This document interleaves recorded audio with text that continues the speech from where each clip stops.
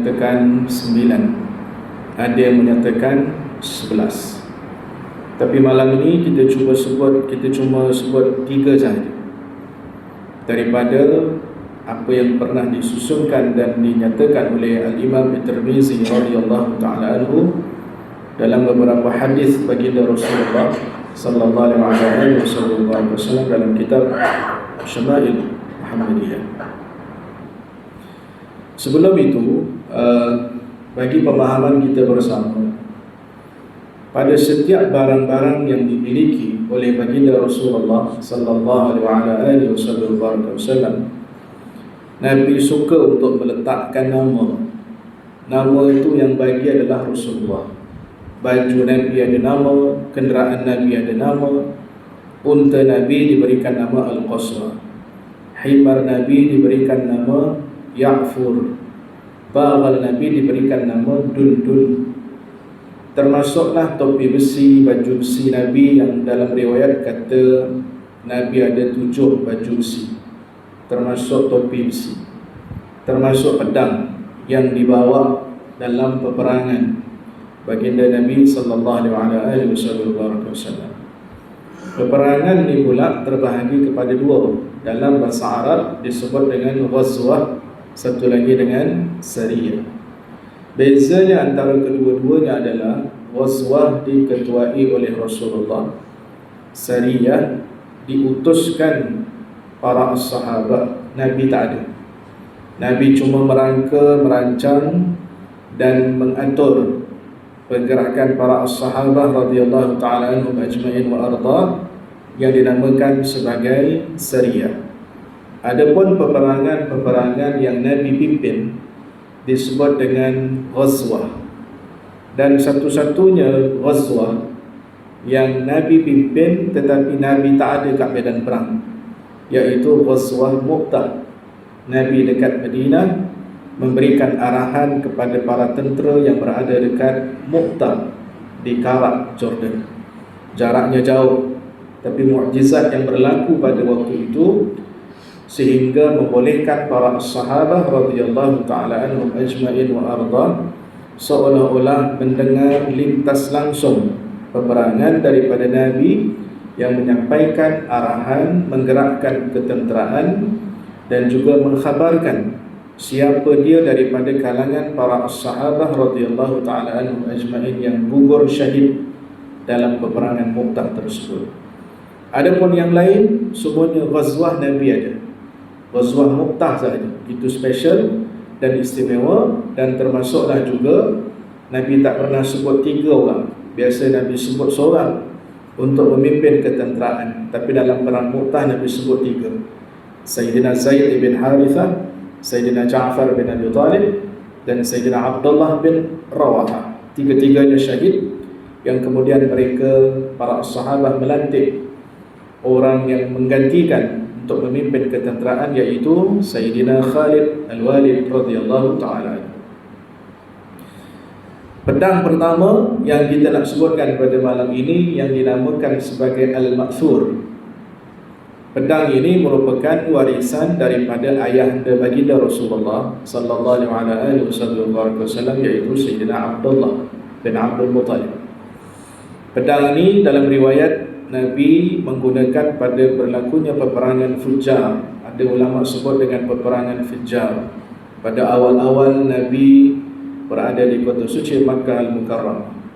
Dulu menjadi satu kebiasaan di kalangan kafilah-kafilah Arab yang mempunyai pelbagai rencam dan pelbagai bahasa yang lahjah yang berbeza. Nak disatukan itu merupakan satu perkara yang teramat susah. Sehingga kan kalau berlaku sedikit perselisihan sahaja, maka keputusannya, natijahnya boleh bawa kepada peperangan. Pedang Al-Ma'thur ini istimewa sebab diwariskan kepada baginda Nabi sallallahu alaihi wasallam yang digunakan oleh ayah Rasulullah, Sayyidina Abdullah. Dulu menjadi satu kewajipan bagi semua orang-orang Arab kalau nak berjalan sekalipun, maka mereka akan bawa pedang. Kenapa bawa pedang walaupun tak pergi berperang? Sebab laluan di antara Makkah, Madinah ke Syam yang menjadi tempat tumpuan kafilah yang berdagang.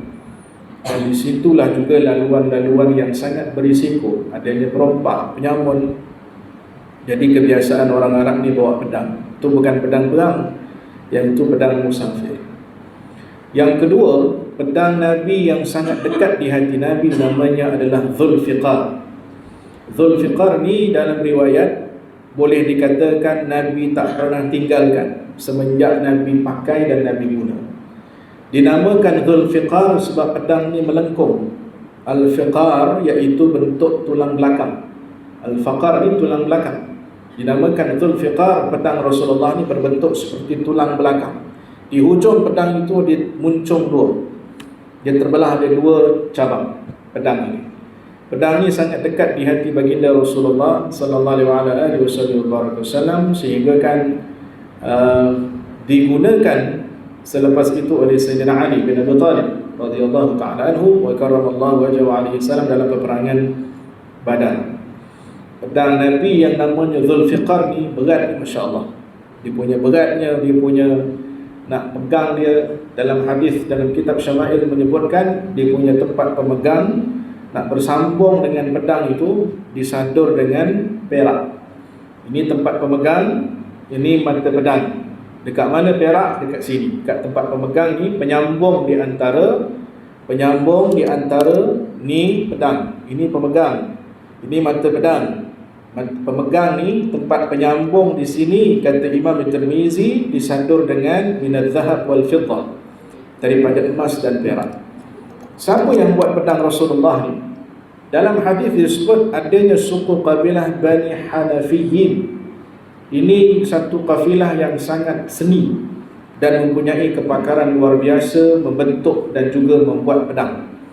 Dan sampai dia tahu dah, kalau Rasulullah nak guna, dia tahu dah.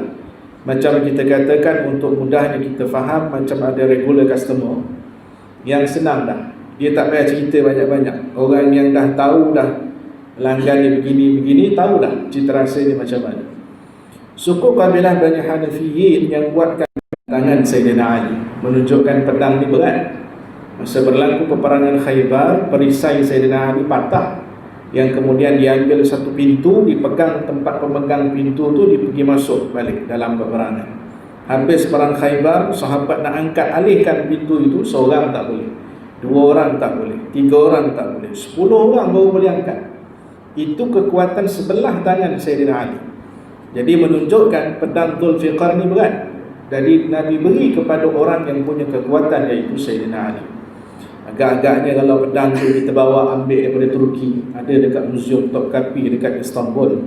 Pedang Zulfiqar ni kalau tak silap saya, dia punya bentuk dia tu agak-agak kalau bawa ke Surah Al-Hakim, insya-Allah gotong royong kita, satu surau kita angkat. Berat dia pedang itu dalam keadaan kekuatan zaman para sahabat radhiyallahu ta'ala anhum ajma'in berada pada peringkat luar biasa. Kekuatan Sayyidina Ali pula sekali ganda kurang daripada kekuatan Sayyidina Umar. Sayyidina Umar punya kekuatan pula sekali ganda lebih tinggi daripada kekuatan Sayyidina Ali. Guru saya waktu membahaskan tentang manaqib Sayyidina Umar Al-Khattab radhiyallahu ta'ala anhu, ketinggian Sayyidina Umar sahaja secara fizikal dalam manaqib beliau, ketinggian Sayyidina Umar sahaja hampir mencecah 3 meter. Itu ketinggian Sayyidina Umar. Kita ni dah rendah-rendah kan? Ketinggian Sayyidina Umar, orangnya Masya Allah, tegapnya, dalam keadaan jalan dia sahaja syaitan tak berani lalu. Mana-mana laluan Sayyidina Umar Al-Khattab radhiyallahu ta'ala, syaitan cancel lalu jalan tu. Tengok Sayyidina Umar, la insalaka Umar tariqan lasalaka syaitan tariqan akhar. Mana-mana jalan Sayyidina Umar, syaitan akan pilih jalan laluan yang lain.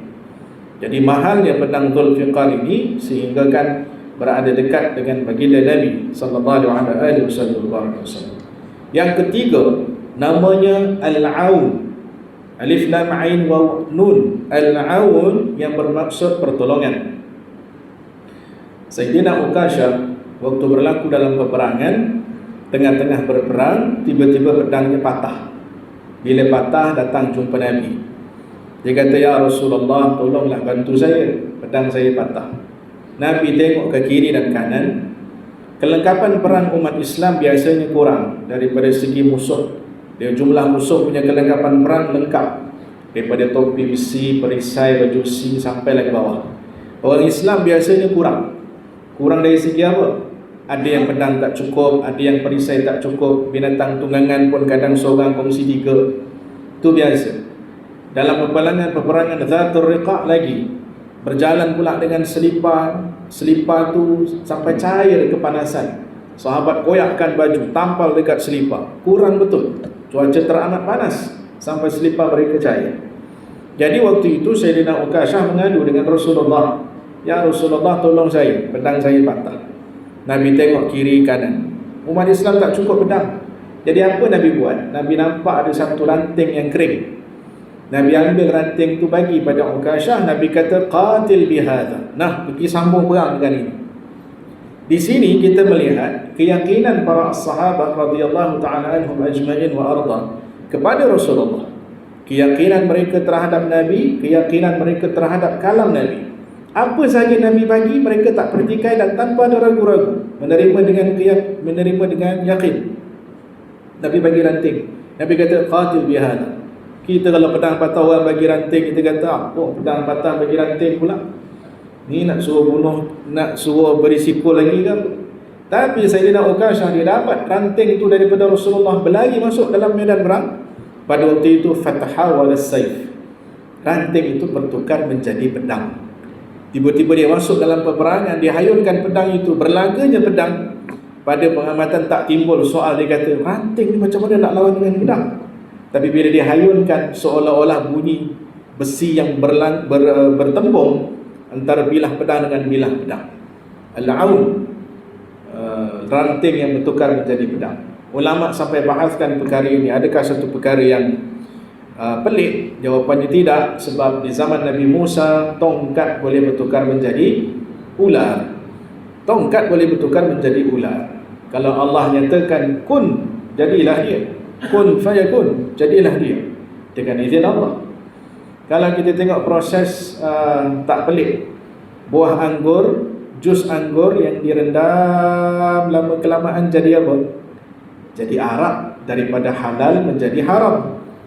Arak tu pula dibiarkan sampai lama-lama boleh jadi khal, boleh jadi cuka. Halal, haram, halal. Proses itu berlaku. Waktu Nabi Ibrahim alaihissalam dicampakkan ke dalam unggun api, Allah firmankan, "Qulna ya naru kuni." Sebab nar tu dalam bahasa Arab muannas, jadi sebab itu disebut dengan kuni, tak disebut dengan kun. Qulna ya naru kuni bardan wa salaman ala Ibrahim. Sifat api membakar, Allah tukar daripada sifat api kepada selamat, tak membakar. Kemudian sejuk, bardan.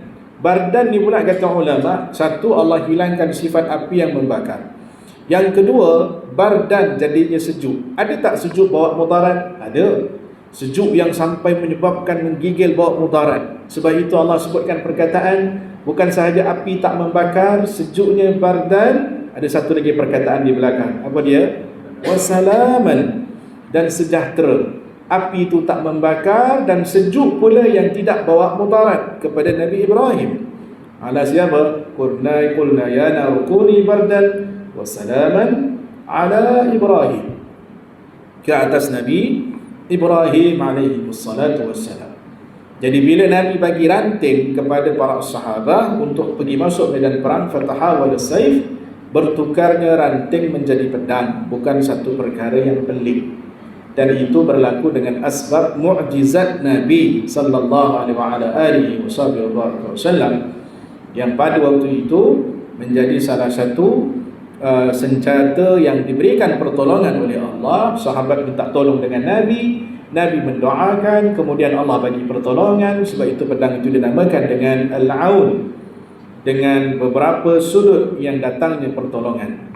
Soalnya di sini, selepas habis peperangan, adakah pedang Al-Aun itu bertukar semula menjadi ranting?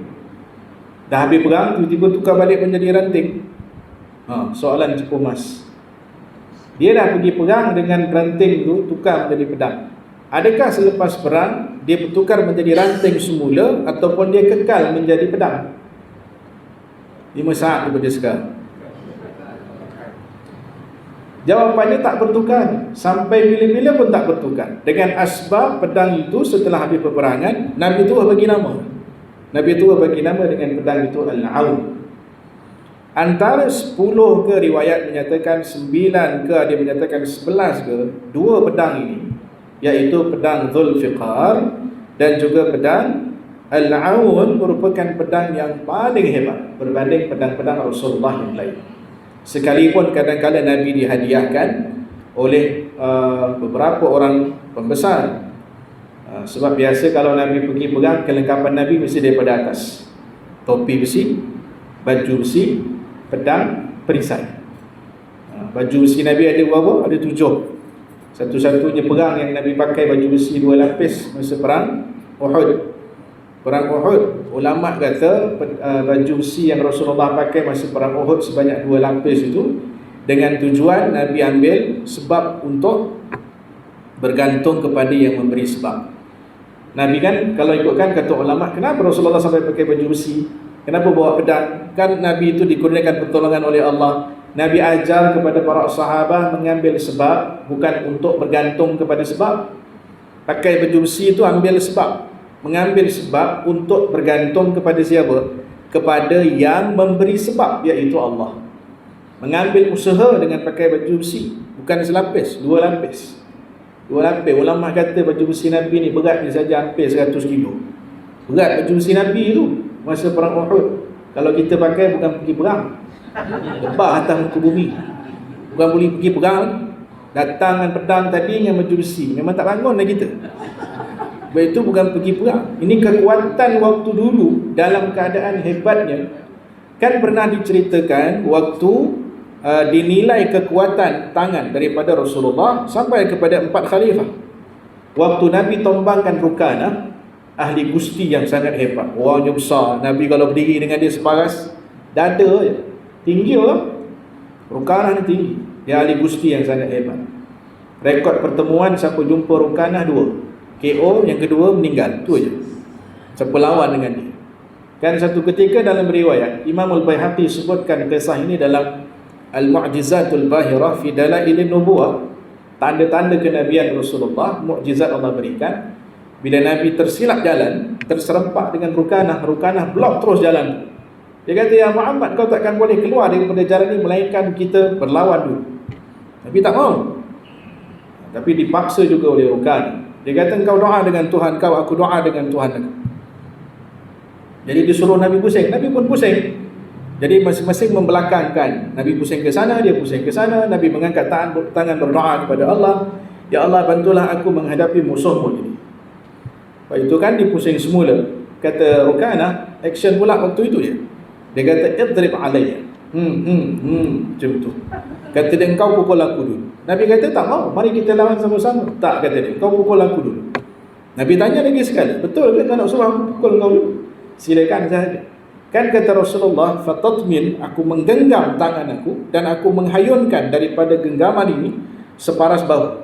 Nabi hayunkan tangan Nabi itu tepat fi sadri, dekat dada Rukanah. Apa jadi lebu itu? Bukan terduduk, terbaring terus. Rukanah yang besar tu terbaring terus, Nabi duduk atasnya. Masa tu dia punya action, dia kata apa? Ya Muhammad, kalau kau dapat tombangkan aku hadiahkan kau 10 ekor kambing. Nabi tombangkan kali pertama, Nabi duduk atas dia. Macam mana sekarang? Kata dia, engkau main tipu. Ni senang saya cerita, dia tak faham. Dia kata, ya Muhammad, kau tipu. Yang pukul aku ni bukan kau, Tuhan kau pula lah. Jadi kata dia, mari bangun lagi sekali, kau doa dengan Tuhan kau, aku doa dengan Tuhan aku.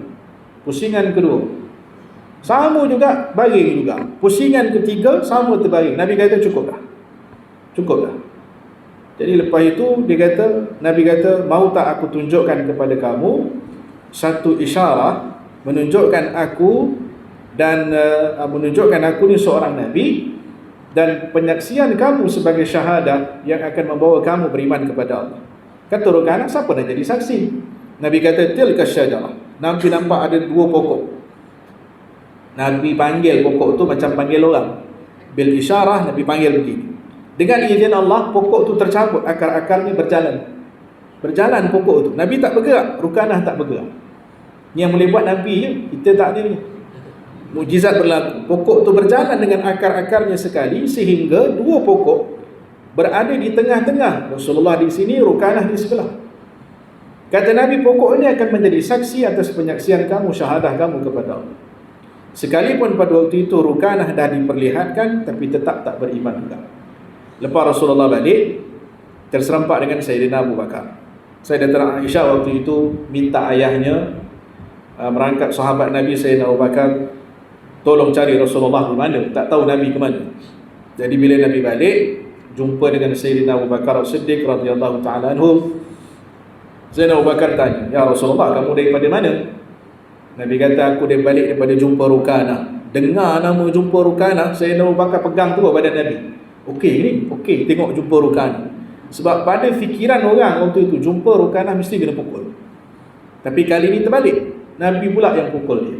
Sayyidina Abu Bakar cek semua badan Rasulullah, tengok pegang Nabi. Okey ke ni? Okey. Nabi kata, okey, tak ada masalah. Waktu itu Rasulullah ceritakan bagaimana baginda menombangkan Rukanah. Kata baginda Nabi sallallahu alaihi wasallam kepada Sayyidina Abu Bakar As-Siddiq radhiyallahu ta'ala anhu, waktu aku berdoa kepada Allah, Allah Subhanahu wa ta'ala mengurniakan kepada aku kekuatan tangan aku sahaja sebelah bersamaan dengan 20 orang para jurid perang. Itu sebelah tangan Rasulullah bersamaan dengan 20, bukan orang biasa. Bersamaan dengan kekuatan 20 orang para jurid perang. Memang patutlah Rukanah tombak dengan asbab kekuatan tangan Rasulullah. Sebab itu dalam riwayat, satu-satunya orang yang mati dekat tangan Rasulullah seorang ni. Nah, kita tengok dalam sejarah cerita tentang Nabi. Musuh yang mati dekat tangan Rasulullah seorang ni. Tak ada ramai-ramai. Sebab dia lah orang yang paling berani mencabar Nabi. Ubay bin Khalaf. Umayyah bin Khalaf atau Ubay bin Khalaf. Dia datang pada Nabi, dia kata, "Ya Muhammad, sa'aqtuluk, aku akan bunuh kau." Nabi kata, "Bal sa'aqtuluk, bukan kau bunuh aku." Tapi kata Rasulullah, "Aku yang akan bunuh kau." Nabi punya ungkapan itu takut dia. Kenapa? Lisannya Rasulullah tak mungkin berdusta. Lisannya Rasulullah sadiqul masduq. Sebab itu bila dia masuk dalam peperangan, dia pakai baju besi sampai tak nampak 2 biji mata. Punya penuhnya baju besi dia pakai itu, daripada kepala sampai ke kaki. Biji mata dia pun tak nampak. Nabi ambil satu tombak, Nabi nampak dia di atas kuda. Sayyidina Umar halang. Nabi ambil tombak, Nabi lempar terus waktu itu. Tombak itu pergi dengan izin Allah. Dalam ayat yang kita bacakan, "Wa ma ramaita idh ramaita walakinna Allaha rama." Tombak tu pergi betul dekat mana? Pergi dekat sini. Sampai dekat dia punya leher ni, dekat kerongkong ada satu lubang. Baju besi tu berlubang-lubang kecil-kecil. Pergi dekat situ, kena tepat dekat situ, jatuh daripada kuda seperti orang kena sebelit. Menggelitik gitu, menggelitik. Kata kawan kawan dia kata, "Kamu ni kena sikit sahaja pun macam itu." Pada hakikatnya Nabi yang melemparkan tombak, tetapi yang menyampaikan dan memberikan kesan kesakitan adalah datang daripada Allah. Sebagian ulama kata terhimpunnya dalam perbuatan Nabi ini antara syariat dan juga hakikat. Syariatnya Nabi melempar, hakikat yang memberikan kesan kepada lontaran tombak tersebut adalah datang daripada Allah. Akhirnya mati dia. Mati tanpa mengeluarkan darah walau setitik pun. Nabi melemparkan tombak itu kena dekat dia punya leher. Kawan dia daripada tadi tengok keadaan, "Kamu ni kena sikit pun sudah jadi begini." Akhirnya mati. Kawannya jadi takut terus, tak berani. Sebab itu Rasulullah kata, "Nusirtur ra'bi bimasiratin bisyahr." Aku kalau diberikan pertolongan oleh Allah, kata Rasulullah, kalau musuh nak berperang dengan aku, sebulan sebelum berperang, kata Nabi, Allah dah datangkan rasa takut dia kepada aku. Tengok Nabi jadi takut. Sebab yang datang itu sebagai kategori musuh. Sebab itu 3 pedang tadi, iaitu Al-Ma'thur, Dzulfiqar dan juga Al-Aun, yang ketiga-tiga ini pedang yang sangat dekat di hati Rasulullah. Selepas Rasulullah wafat, siapa yang jaga pedang Nabi? Ada seorang sahabat nama dia Abu Dujanah. Abu Dujanah ni di kalangan para sahabat yang bahasa paling mudahnya untuk kita sebut, dialah yang jaga penyelenggaraan kelengkapan perang Rasulullah. Dialah simpan baju besi Nabi, topi besi Nabi, pedang Nabi. Kalau ada berlaku peperangan, dialah paling tahu apa yang paling sesuai Nabi nak pakai. Pada akhirnya setelah Rasulullah wafat, yang jaga betul dapat amanah jagakan pedang-pedang Rasulullah adalah Abu Dujana. Sebab itu bila berlakunya peperangan Al-Yamamah, orang yang mengaku menjadi Nabi yang bernama Musailamah Al-Penipu, Musailamatul Kadzab, Al-Kadzab penipu kan. Bila berlakunya dalam keadaan begitu, Musailamah mereka-reka Al-Quran, mengaku diri menjadi Nabi, sehingga kan berjaya mengumpulkan seramai 40,000 orang pengikut Musailamah. Bukan sikit-sikit. Orang mengaku jadi Nabi, zaman tu ada 40,000. Dia buat Quran pula macam mana yang terdapat dalam Al-Quran ikut kepala otak dia lah. Dalam Quran ada suratul Fil, Musailamah buat surah Al-Fil. Dalam Quran suratul Fil 5 ayat, Musailamah buat suratul Fil 3 ayat. Kita bacakan dalam Al-Quran, alam tara kaifa fa'ala rabbuka bi ashabil fil, surah Musailamah ayat pertama Al-Fil. Kita baca yang kedua, alam yaj'al kaidahum fi tadlil, surah Musailamah ayat kedua, wa ma adraka mal fil. Kita baca ayat yang ketiga, alam yaj'al kaidahum fi tadlil wa arsala alaihim tayran ababil, ayat dia yang ketiga, lazumun tawil. Biar surah ini Al-Fil, wa ma adraka mal fil, lazumun tawil. Dengar macam sedap.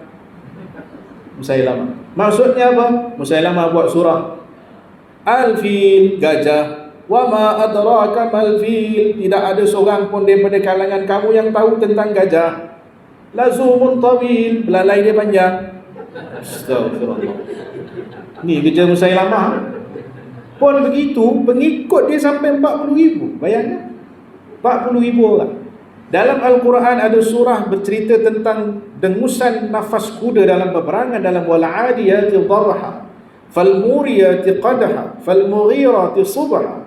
Dia buat surah pula wattahinati tahna, falqamihati qamha.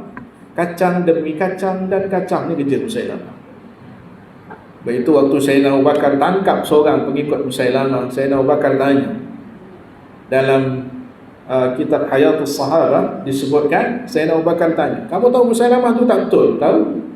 Kamu tahu Musailamah tu penipu? Tahu. Kenapa kamu ikut dia? Oh, perancangan Musailamah kata dia cantik, lebih cantik. Ini yang disebutkan kebatilan yang tersusun dapat mengalahkan kebenaran yang porak-poranda. Akhirnya Sayyidina Abu Bakar As-Siddiq radhiyallahu ta'ala anhu putuskan harus diperangi orang ini. Siapa? Musailamah dan kuncu-kuncunya harus diperangi. Sebab bawa fitnah yang besar dalam agama zaman itu. Pada akhirnya yang bunuh Musailamah ni siapa? Dua orang. Satu Wahsy ibn Harb, yang kedua Abu Dujana. Sebagian riwayat menyatakan Abu Dujana membunuh Musailamah juga dengan pedang Rasulullah. Sekalipun waktu itu Rasulullah dah tak ada, Nabi dah wafat. Tapi ulama kata Musailamah mati dengan Abu Dujana dan juga Wahsy ibn Harb waktu itu juga dengan pedangnya baginda Rasulullah sallallahu alaihi wasallam. Ulama ramai menyatakan kebanyakan pedang Rasulullah ada tersimpan dekat Istanbul, Turki, di Museum Topkapi. Pada waktu kerajaan Turki Osmaniyah diusir keluar daripada Jaziratul Arab, daripada Saudi, sebelum datangnya satu bangsa yang telah berpakat untuk mengusir keluar kerajaan Turki Osmaniyah yang berpengkalan dekat Madinatul Munawwarah. Jadi waktu mereka diusir keluar, Sultan yang terakhir, Sultan Mahmud II, bawa semua barang-barang Nabi. Bawa keluar. Itu pada akhirnya disimpankan dekat Istanbul. Bangsa yang, satu kelompok bangsa yang mengusir keluar kerajaan Turki Osmaniyah, waktu itu adanya golongan gabungan di antara umara dan ulama, mengusir keluar kerajaan Turki Osmaniyah. Sultan Mahmud yang kedua ini telah disabotaj dalam kepimimpinannya, dan pada akhirnya diusir keluar. Dibawa semua barang-barang. Bangsa yang usir keluar ni bangsa As-Su'ud, dan kemudian dinamakan negara itu dengan orang Arab yang berbangsa As-Su'ud, Arab Saudi. Di situ kan kita namanya As-Su'ud, As-Saudiyah, daripada asal usulnya dulu setelah diusir keluar dan sebelum terbentuknya satu negara yang mengikut seperti mana yang ada dalam sekarang. Sebab itu barang-barang peninggalan Nabi banyak tersimpan dekat muzium Topkapi dekat Istanbul. Ada sebahagiannya yang ulama-ulama menyatakan ada yang diukir semula, ada yang memang barang asli, bergantung kepada generasi-generasi yang telah diberikan ijazah untuk menyimpan barang-barang baginda Rasulullah sallallahu alaihi wasallam yang pastinya mempunyai nilai barakah yang tinggi. Sebab itu waktu Nabi wafat, Nabi pernah hadiahkan waktu Nabi wafat, Sayyidatina Aisyah radhiyallahu taala anha pernah hadiahkan kepada saudara kandungnya Sayyidatina Asma, iaitu satu jubah Rasulullah. Ini salah satu barang peninggalan Nabi diberikan kepada Sayyidatina Asma. Sayyidatina Asma berkahwin dengan Sayyidina Zubair ibn Al-Awwam. Zubair bin Al-Awwam sepupu dengan Rasulullah, ayah-ayah adik-beradik, atuk-atuk adik-beradik atau ayah-ayah adik-beradik, ayah dengan ayah adik-beradik, sepupu dengan Nabi. Zubair bin Al-Awwam berkahwin dengan Sayyidatina Asma. Zubair bin Al-Awwam merangkap menantu Sayyidina Abu Bakar, jadi dapat anak namanya Abdullah bin Az-Zubair. Jadi Abdullah bin Az-Zubair merupakan cucu Sayyidina Abu Bakar, anak kepada Sayyidatina Asma, anak kepada Zubair bin Al-Awwam, dan juga hubungan Abdullah bin Az-Zubair dengan anak-anak Nabi jadi apa? Jadi dua pupu kan? Jadi dua pupu. Cukup sampai situ. Nanti makin banyak makin pening. Silsilah ni tak boleh panjang-panjang. Jadi sebab itu waktu Sayyidatina Asma dihadiahkan satu jubah Rasulullah oleh Sayyidatina Aisyah radhiyallahu taala anha, kata Sayyidatina Asma, setiap kali kalau ahli keluarga aku sakit, ada yang demam ataupun tak berapa sihat, aku ambil jubah itu, aku rendamkan di dalam air itu aku beri minum kepada ahli keluarga, dengan asbab jubah itu pernah dipakai oleh orang yang sangat barakah, iaitu Rasulullah. Aku ambil barakah jubah itu dan direndam, airnya disapukan dekat badan dan diberi minum, dengan izin Allah sembuh, kerana mengambil barakah daripada jubah Rasulullah. Kita hari ini ambil barakah, namanya tabarruk, tabarruk. Paling mudahnya hari ini kalau orang ambil barakah siapa? Anak kita dengan kita.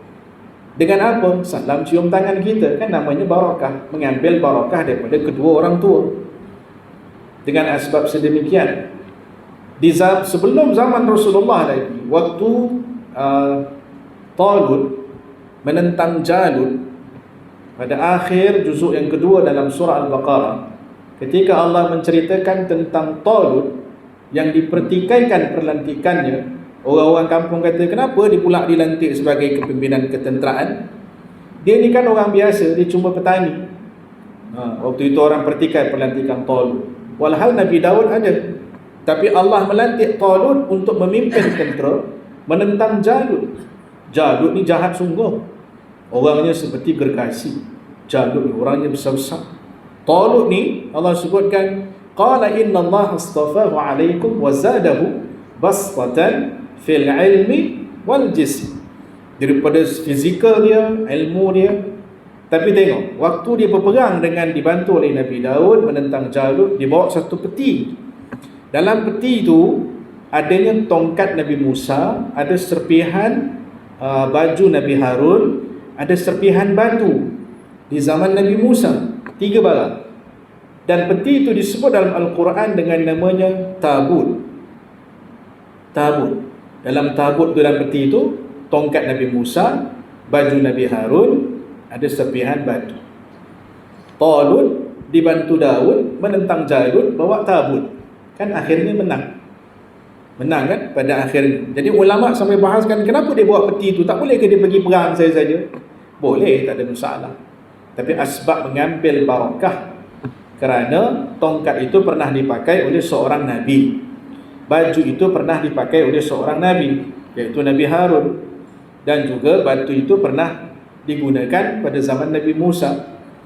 Jadi kerana barakahnya, barang-barang tersebut dibawa dalam peperangan menentang Jalut. Sayyidina Khalid Al-Walid radhiyallahu ta'ala anhu ketika ditanya oleh para sahabat, apa rahsia kamu perang tak pernah kalah? Perang tak pernah kalah Khalid Al-Walid ni. Waktu dia menjadi kafir, sampai dia menjadi masuk Islam, sampai mendapat gelaran Saifullah, pedang Allah. Sampai dia dapat gelaran begitu, Saifullah. Perang Mu'tah sampai patah pedang sampai 5. Orang tanya pada Sayyidina Khalid Al-Walid, apa rahsia kamu tak pernah kalah? Kata dia, rahsia dia satu je. Sebab apa? Dia bawa rambut Nabi dekat dalam dia punya songkok dia. Rambut Nabi tu, masa Nabi buat haji, Nabi cukur. Nabi ambil, panggil para sahabat, Nabi bagi. Semua orang simpan dalam bekas masing-masing. Sayyidina Khalid Al-Walid ambil, dibuka dia punya kopiah dia, letak rambut Nabi, pakai. Ke mana-mana dia bawa rambut Nabi. Jadi orang tanya pada Sayyidina Khalid Al-Walid, apa rahsia kamu tak pernah kalah? Kata dia, rahsianya satu, sebab saya bawa rambut Nabi ke mana-mana. Dan rambut Nabi ni barakah, kata dia. Dan aku bawa sumber yang paling barakah, insya-Allah Allah kurniakan pertolongan. Sampai dalam perang Mu'tah, tiba-tiba topi besi dia tercabut. Dia cakap dengan tentera, berhenti sekejap, cari rambut ni, cari topi besi tu. Kata tentera, orang Islam kita tengah perang, aku suruh cari topi dia pula. Kata Sayyidina Khalid Al-Walid, bukan isu topinya. Dalam topi itu ada beberapa helai rambut Rasulullah sallallahu alaihi wasallam. Sebab itu termasuklah juga pedang-pedang Nabi yang dibawa. Kenapa Sultan Mahmud II bawa semua barang-barang Rasulullah? Kerana tajuknya tadi, kerana mereka sangat yakin barang-barang yang pernah digunakan oleh baginda Nabi sallallahu alaihi wasallam punya nilai barakah yang sangat tinggi. Kita hari ini tak pernah jumpa Rasulullah, tak pernah hidup pada zaman Nabi. Kita cuma dapat berita Nabi daripada susur galur para ulama dan salafun salih. Jadi macam mana nak dapatkan nilai barakah Nabi? Kan disebut dalam hadis riwayat Abu Sa'id Al-Khudri radhiyallahu ta'ala anhu, Nabi diperlihatkan di hari akhirat. Kata Rasulullah, ini umat siapa ni? Ramainya, masya-Allah. Kata malaikat Jibril, ini umat Nabi Musa. Nabi tanya waktu itu, umat aku di mana? Ditunjukkan ada satu sudut umat yang lebih ramai. Nabi kata, lega aku dapat tengok umat aku. Waktu itu kan ulama bahaskan, macam mana Rasulullah boleh tahu itu umatnya? Dan ini umat Nabi Musa, apa tandanya? Kan umat ramai kan, daripada awal perutusan sampai akhir. Esok kita ni nak dikenal oleh Rasulullah macam mana? Tak pernah hidup zaman Nabi, tak pernah jumpa Nabi secara zahir, melainkan orang-orang yang dapat rezeki jumpa Rasulullah dalam mimpi. Dalam hadis itu ditanyakan, ya Rasulullah, macam mana kau boleh kenal umatmu? Nabi kata, daripada kesan wuduk dan bercahayanya mereka dalam pada berada di hari akhirat. Nabi kenal kita satu dengan asbab wuduk, yang kedua dengan sebab orang yang memperbanyakkan sujud kepada Allah. Mahalnya anggota sujud ini ulama sebut dalam hadis Rasulullah, sekalipun na'udzubillah bukanlah asbabnya dimasukkan ke neraka, na'udzubillah bukan, tapi ulama sebutkan sekalipun orang itu dimasukkan ke neraka, tapi anggota yang paling banyak sujud kepada Allah itu Allah haramkan terus daripada dibakar oleh api neraka. Mahalnya tempat sujud ini, sebab besok kita meninggal, dua perkara akan menangisi pemergian kita. Satu, nama dia makan sujud. Yang kedua, mi'rajul a'mal, tempat sujud akan menangisi pemergian kita. Satu lagi, tangga amalan. Amalan kita naik, kita meninggal saja, stop, inqata' amaluhu, putus amalan dia. Kita kena minta bantuan daripada orang yang masih hidup. Apa dia? Doa. Yang tiga itulah yang kita tinggalkan: sedekah, ilmu bermanfaat, dan juga anak yang saleh yang mendoakan. Kita berhenti ada di syak sekali. Kita sambung sikit. Allah Ta'ala.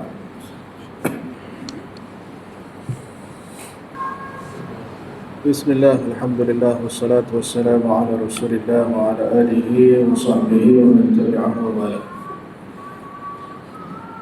Satu-satunya pedang Rasulullah yang diwariskan kepada Sayyidina Ali radhiyallahu ta'ala anhu, selain daripada Abu Dujana, satu-satunya pedang yang Rasulullah wariskan kepada Sayyidina Ali radhiyallahu ta'ala anhu adalah pedang yang Nabi izinkan pakai, yaitu pedang Dzulfiqar.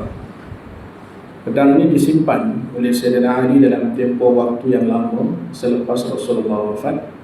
Waktu Sayyidina Abu Bakar naik jadi khalifah, Sayyidina Umar, Sayyidina Uthman sampai Sayyidina Ali jadi khalifah. Pedang ni masih tersimpan. Sehingga sampai ke satu peristiwa Sayyidina Ali radhiyallahu ta'ala dibunuh oleh seorang yang bernama Abdurrahman bin Muljam. Selepas itu kata ulama, pedang itu hilang. Pedang Dzulfiqar Nabi ini hilang.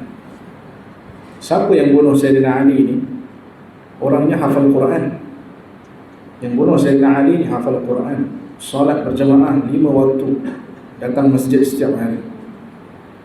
Tapi kerana beberapa salah faham berkaitan tentang fitnah yang muncul setelah daripada kewafatan syahidnya Sayyidina Uthman sebelum bertukar kepada Sayyidina Ali, fitnah muncul begitu banyak sehingga membawa kepada pembunuhan Sayyidina Ali oleh Abdurrahman bin Muljam pada bulan Ramadan, dan dibunuh dalam ada waktu malam dekat masjid pada bulan Ramadan. Sebagian ulama menyatakan pada malam 17 Ramadan dibunuh Sayyidina Ali. Cuma waktu itu sebagian ulama menyatakan kelompok-kelompok Khawarij yang agak melampau dalam memahami selebelok agama sehingga membawakan kepada salah faham yang akhirnya membawa kepada pembunuhan Sayyidina Ali radhiyallahu ta'ala anhu wa karamallahu wajhahu alaihi salam.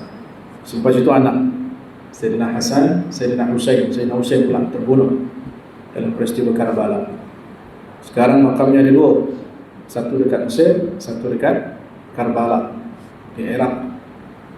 Badannya dekat situ, kepalanya dekat Mesir. Sampai kepalanya dibawa lari pada Sayyidina Husain. Itu kalau kita tengok susun galur daripada zaman Sayyidina Uthman, khalifah yang bermula dibunuh bermula Sayyidina Umar. Sayyidina Umar tu mula khalifah dibunuh. Sayyidina Uthman dibunuh. Sayyidina Ali dibunuh. 3 khalifah syahid dibunuh.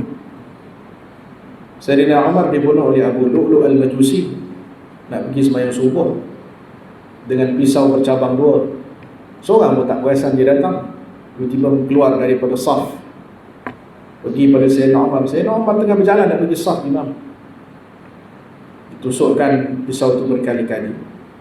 Waktu itu 11 orang sahabat cedera parah.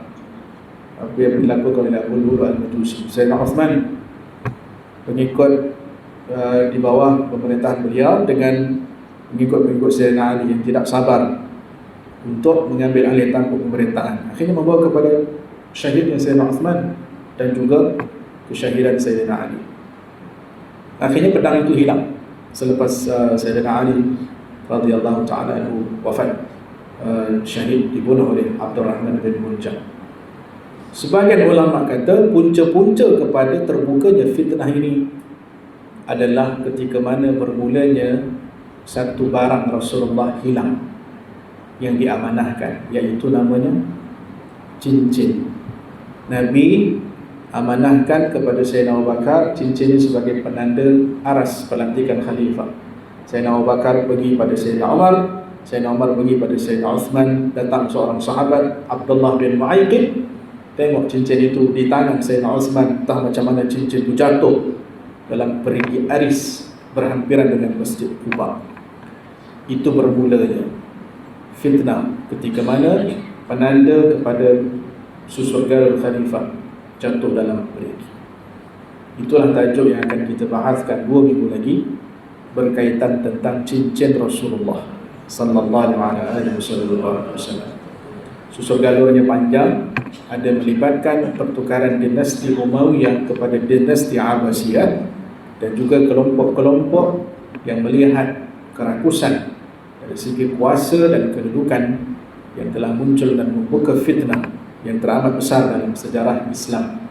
Dan perlu kita tengok kembali agar kita belajar daripada sejarah terdahulu supaya ini tidak berulang buat kali yang kesekian kali ini. Demikianlah yang dapat kita sama-sama kongsikan pada malam ini berkaitan tentang pedang Rasulullah sallallahu alaihi wasallam. Mudah-mudahan Allah Subhanahu wa taala menurunkan nafahat, kecintaan, ingatan kita kepada Nabi sallallahu alaihi wasallam pada setiap masa dan ketika untuk beroleh rahmat dan keampunan daripada Allah Subhanahu wa taala. A'udzubillahi minasyaitonir rajim. Bismillahirrahmanirrahim. Alhamdulillahirabbil alamin. والصلاة والسلام على أشرف الأنبياء والمرسلين سيدنا محمد وعلى آله وصحبه أجمعين.